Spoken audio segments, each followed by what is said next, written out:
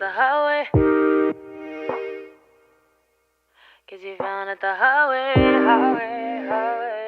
Welcome to Eric and Vane TV, where we highlight all things entertainment. I'm your host, Sabinna and Pierre, and y'all know it wouldn't be right if we didn't talk about all things Grammy since Grammy weekend is upon us. The 63rd annual Grammy Awards will be airing this coming Sunday, March 14th on CBS. I know you want to join the tribe, so hit subscribe. Click the bell icon to stay up to date on all things entertainment and get our notifications. Follow us on all our social medias at ericavane.com to stay up to date. With this year's Grammys came some valid backlash. Zayn Malik disses the Grammys. The Pillow Talk singer took to Twitter on March 10th and tweeted, "F the Grammys and everyone associated. Unless you shake hands and send gifts, there's no nomination considerations. Next year, I'll send you a basket of confectionery." Malik then followed up with another tweet stating, "My tweet was not personal or about eligibility, but was about the need for inclusion and the lack of transparency of the nomination process, and the space that creates and allows favoritism, racism, and networking politics to influence the voting process." Some also felt that he might be salty due to his old One Direction bandmate Harry Styles' multiple Grammy nominations. Yikes. The Weeknd calls out the Recording Academy after being snubbed. Earlier this year, around his Super Bowl halftime show and in the year of eligibility for his smash single Blinding Lights, The Weeknd seemed like a secure nomination for the major categories. The Weeknd in his chart-topping album After Hours picked up absolutely zero nominations. This prompted him to tweet, "The Grammys remain corrupt. You owe me, my fans, and the industry transparency." Following up that tweet, the Grammy then tweeted again, "Collaboratively planning a performance for weeks to not be invited?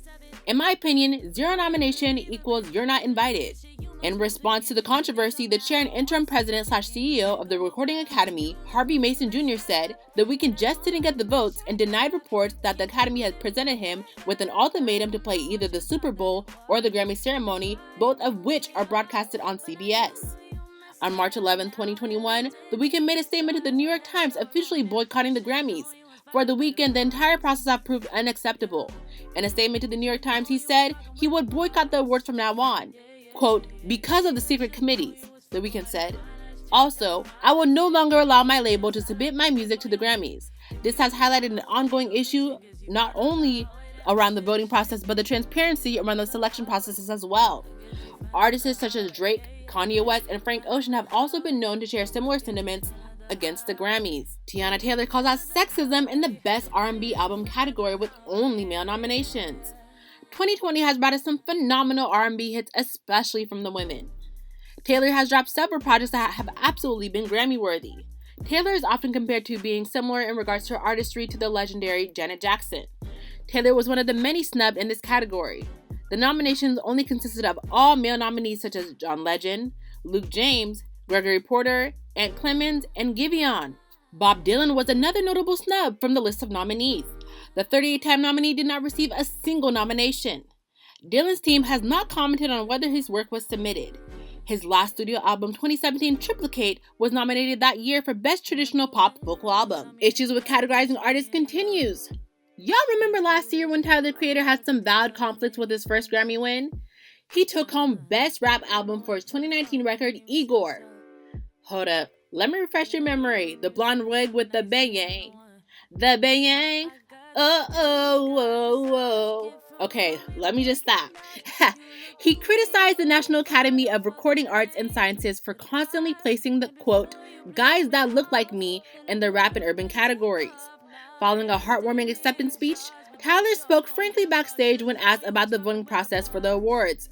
He admitted that while he was very grateful for his win, the categorizing of his music as rap is a backhanded compliment. He states, "It sucks that whenever we, and I mean guys that look like me, do anything that's genre bending or that's anything, they always put it in a rap or urban category. I don't like that urban word. It's just a politically correct way to say the N-word to me," he said. The producer and vocalist also called out the Grammys for their treatment of Black artists, adding that he would love to be recognized on a more mainstream level and not forever pigeonholed in urban categories.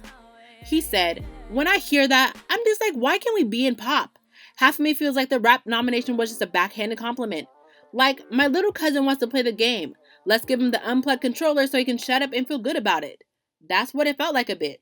Tyler is not the first Black artist to suggest that the Grammys fail to acknowledge standout Black artists. Frank Ocean and Kanye West, who have both worked in a range of genres including gospel, pop, and R&B, have also boycotted the awards in recent years because of perceived racial biases. Sean Diddy Combs aired his own grievances out at Clive Davis's annual pre-Grammy Gala in 2020, saying the Recording Academy has never respected Black artists. Why bring it up? Because it's a pattern we continuously see every year. Justin Bieber disagrees with being categorized as a pop artist. Changes was nominated in the Best Pop Vocal Album, rather than an R&B category. He stated, "I am very meticulous and intentional about my music." Bieber wrote on Instagram, "With that being said, I set out to make an R&B album. Changes was and is an R&B album. It is not being acknowledged as an R&B album, which is very strange to me." Many have commented that they felt Bieber's comment to be fairly tone-deaf about white privilege and who gets to be considered as pop. Halsey is another artist that was snubbed as well. Not only did she express similar sentiments, but highlight issues around tokenism and exclusivity. The Without Me singer took to Instagram stating, "I've been thinking and wanted to choose my words carefully because a lot of people have extended sympathy and apologies to me since the Grammy nominations. The Grammys are an exclusive process. It can often be about behind-the-scenes private performances, knowing the right people, campaigning through the grapevine with the right handshakes and bribes that can be just ambiguous enough to pass as not bribes. And if you get that far, it's about committing to exclusive TV performances and making sure you help the Academy make their millions in advertising on the night of the show. Perhaps sometimes it is. But it's not always about the music or quality or culture. Just wanted to get that off my chest. At the Weeknd deserves better, and Maniac did too. Perhaps it's unbecoming of me to say, so I can't care anymore. While I am thrilled for my talented friends who were recognized this year, I am hoping for more transparency or reform. But I'm sure this post will blacklist me anyways." Yikes. Record of the Year shortlist was the nomination of Lukash Dr. Luke Gottwald, who worked on Doja Cat's Say So under his Tyson Track pseudonym. As fellow nominee Fiona Apple noted, the 2018 Grammys invited Kesha, who has alleged sexual abuse by Gottwald, to perform a song about surviving abuse at the ceremony. The producer has denied Kesha's allegation and sued for defamation. Apple spoke in a Guardian interview about her wish to smash any award she might win in protest before inviting all the ladies up on stage to share it. "My second thought," she added, "was I wonder if I can get all these ladies to boycott this ish because of Dr. Luke." The controversy further muddied the moral waters of the Recording Academy, epitomized by his 2019 appointment and ousting of Deborah Dugan as his first woman president and CEO. Dugan was hired amid promises of a fresh start after the controversial tenure of Neil Portnow wound up filing an explosive discrimination complaint against the Academy, following her sudden removal. As well as defamation allegations, her complaint described a boys' club mentality and failure to address systematic diversity issues. These issues came to a head when 3 of the 5 nominees for Best Children's Music Album asked the Recording Academy to rescind their nominations, citing a process that has, both this year and historically, so overlooked women, performers of colors, and most especially Black performers. The award will go ahead, contested by the 2 artists who declined to pull out, Joni Leeds and Justin Roberts. Before the talented Grammy-nominated Janae Aiko was set to host the Grammy pre-show, it was originally Tiffany Haddish that was asked to host a pre-award show.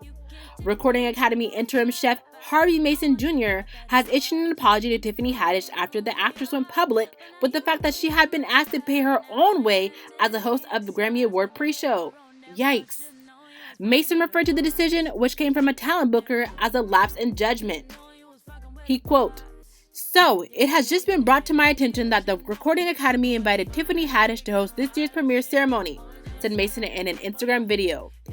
"Unfortunately, without me knowing, a talent booker working for the Academy told Miss Haddish that we would even cover her costs while she hosted this event for us. To me, that was wrong. I'm frustrated by this decision. It was in poor taste and was disrespectful to creative community. I'm part of the creative community. I know what that feels like and it's not right." He continued, "Thankfully, Miss Haddish was gracious enough to allow me to have a conversation with her. I apologized to her personally and I apologized to her from the Academy. I expressed to her my regret and my displeasure about how this went down and how it was handled." Mason ended the video message by apologizing and thanking Haddish for allowing him to speak on the matter. Haddish, who is nominated in the comedy album category for Black Mitzvah, had previously shared with Variety that she has been asked to cover her own hair, makeup, and wardrobe expenses as host of the livestream event. Shame. Beyonce has a habit of sweeping up Grammy nominations per usual, but somehow not winning all the awards she clearly deserves. She is, after all, the most nominated female artist ever. What's unusual in 2020 is that she once again was the most nominated artist with 9 nominations. But this time in a year, she didn't release a conventional album. She's still up for the Song of the Year with Black Parade, and Record of the Year with Black Parade, and Savage remix with Megan Thee Stallion, which took over TikTok and our quarantine last year by storm. And a host of other categories, including Best Music Film for Black is King. Even when Beyonce's relatively quiet, the Grammy still listens. The Barty Gang and hotties, fans of Cardi B and Megan Thee Stallion, can breathe easily. However, WAP was not submitted according to both artist teams. The plan, they said, is to submit the track next year alongside the campaign for a forthcoming Cardi B album. Y'all heard it here. The song WAP was a summer hit, with multiple scenes which channels the 1997 hit movie Baps, starring Halle Berry and the late Natalie Desselle. The music video had several celebrity cameos and received both positive and negative reception. Some argued that it was too provocative, while others found it empowering, also highlighting the double standard in the music industry when it comes to women and being sexualized. Overall, we look forward to a hopeful nomination for the 2022 Grammy Awards season. Every year, the Grammys broadcast includes an in memoriam segment with musicians who have died since the previous awards show, and every year someone is unfortunately excluded. Some recognition for revered performers who have passed this year, artists such as Pop Smoke, Power Trip's Riley Gale posthumously are in the running for awards.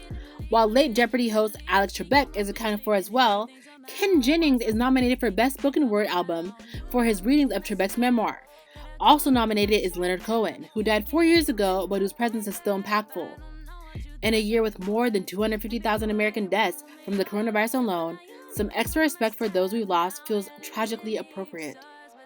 Sound up below and tell us your reactions to some of these controversies. Let us know if you plan to tune in this Sunday, March 14th on CBS. Be sure to subscribe and hit that bell icon so you get the notifications and don't miss a single episode. Hold up, you're not ready to go just yet. So watch our All-American Series breakdown here or Power Book 2 Go Series breakdown over here. I'm your host, Sabinna Pierre, and I'll see you in the next video.